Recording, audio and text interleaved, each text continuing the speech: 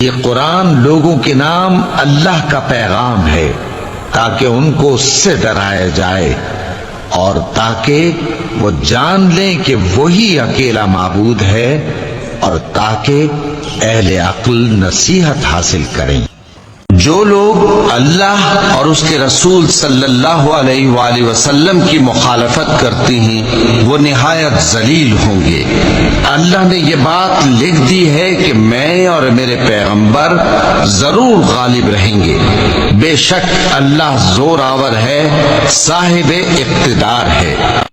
جب ہم انسان کو اپنی رحمت کا مزہ چکھاتے ہیں تو وہ اس سے خوش ہو جاتا ہے، اور اگر ان کو انہی کے اعمال کے سبب کوئی سختی پہنچتی ہے تو سب احسانوں کو بھول جاتا ہے۔ بے شک انسان بڑا ناشکرا ہے۔ کیا اس کو معلوم نہیں کہ اللہ دیکھ رہا ہے؟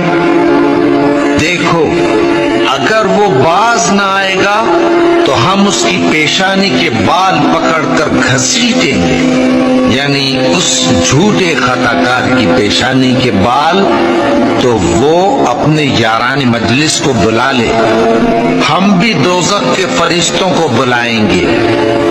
دیکھو، اس کا کہا نہ ماننا اور سجدہ کرنا اور اللہ کا قرب